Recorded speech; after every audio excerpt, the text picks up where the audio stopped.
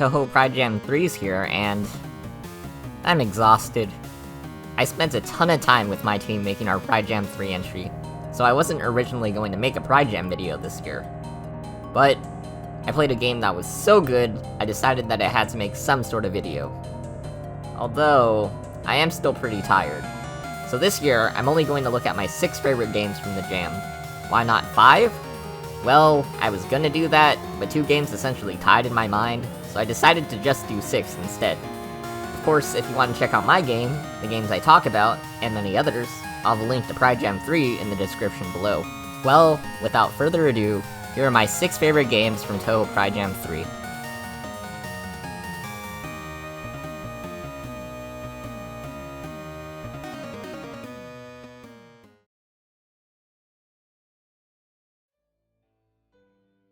At number 6, I have Dream of an Outlasting Maroon, also known as Doom. This game is a sequel to Dreams of a Sunflower, which was my favorite game from last year's Pride Jam.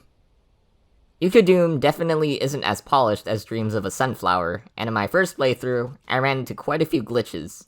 However, the game is still a ton of fun. The highlight for me was definitely this enemy room, where I was fighting a ton of enemies at once and having a blast combining all the mechanics. You've got your gunplay, your limited flight meter, your parry system, your resource management, your emphasis on positioning, and even glory kills. The boss fights are neat too, with them taking inspiration from traditional Touhou Danmaku and applying them to an FPS setting. Couple that with a nice art style and some good writing, and you get a fun, albeit janky, experience.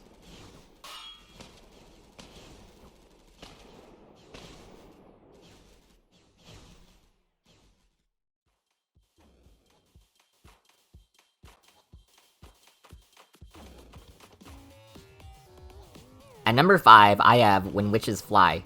This is a unique take on the bullet hell genre, and the creator Jacoder describes it as a bullet hell where you cannot shoot bullets. Gameplay consists of clicking on bullets coming at the player with the mouse, while also dodging them at the same time with the keyboard. Despite spam clicking being a core part of the gameplay loop, it ends up working surprisingly well thanks to the player needing to move around. The game also looks fantastic, with nice particle effects and a cavalcade of artists helping to set the scene.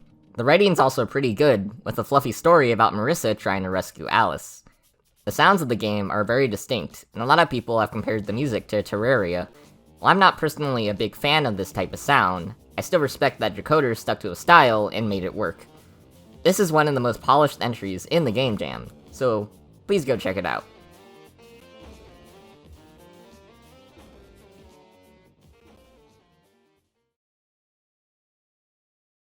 Tied for number 4 and number 3, I have Deadly Dog Dating Dungeon and Grassroots Rescue Club.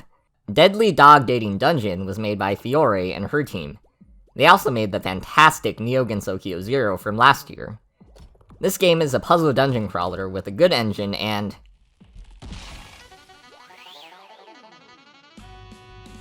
Hang on, it's also an action RPG? With an intricate combat system and level ups? What? And it looks and sounds amazing? How did they do this in 2 weeks? The sheer scope of this game and everything crammed into it is impressive in its own right, but it also helps that the core game is pretty fun, and it also has a decent story. But it's a bit glitchy. This bunny froze here, which was pretty funny, and the game also crashed at the final boss, which was a bit less funny. The puzzles also got a bit esoteric at times. There's this one I was stuck on for like 5 minutes, and then the answer ended up being that I had to walk out of the room and go back in. I was a bit confused. Despite these issues, however, a good majority of the game is still a blast.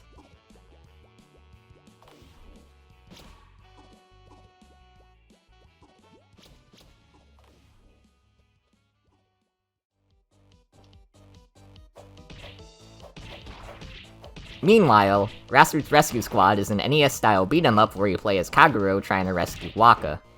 Combat plays fairly simply, but there's a lot of mix-ups you can do.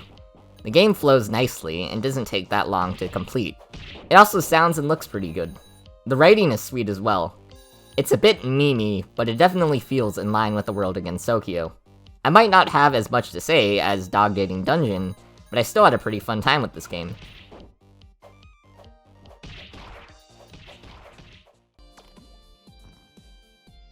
Dog Dating Dungeon is definitely the more impressive game overall, with how much the team was able to make in 2 weeks.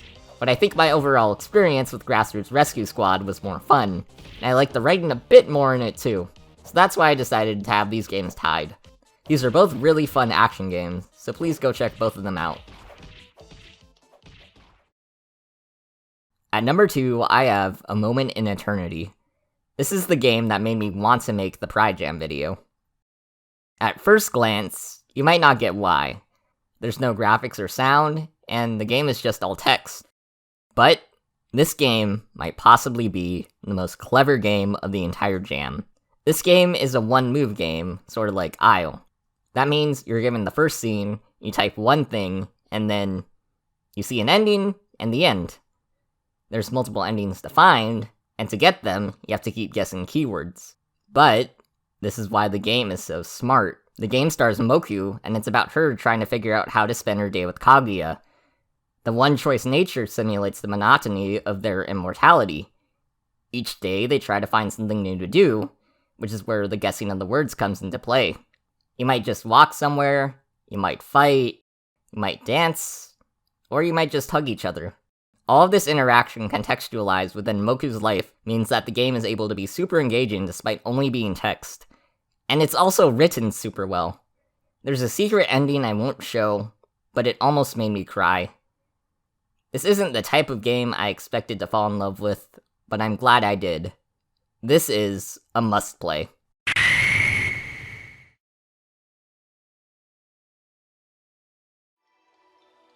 At number 1, I have Cards, Dates, and Inseparable Love by my friend Iced Lemon. This game doesn't really have any gameplay. There's a card system, but it's essentially a randomizer for what dialogue you get. The writing also isn't perfect. English isn't the project lead's first language, so sentences can be phrased pretty weirdly at times, and words often repeat a lot. But the thing is, that doesn't matter.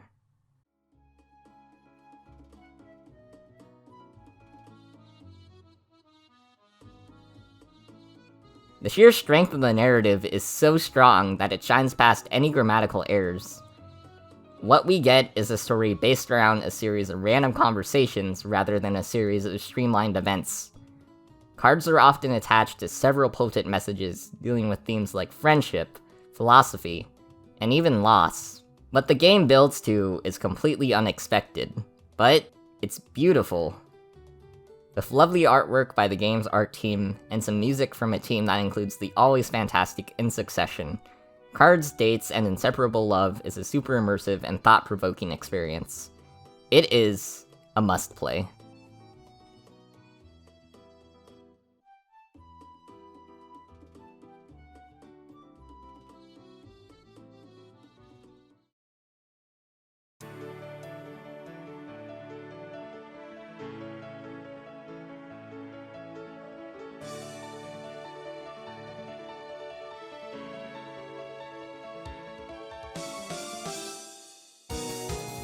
And those were my favorite games from Touhou Pride Jam 3.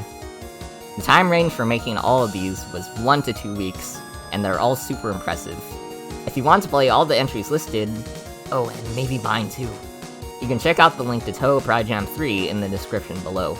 Touhou has served as a fantastic vehicle for the LGBTQ+ community and their allies to express their support for Pride. I am Megapig9001, and I am so proud to be amongst this caring group of talented people. Happy Pride Month.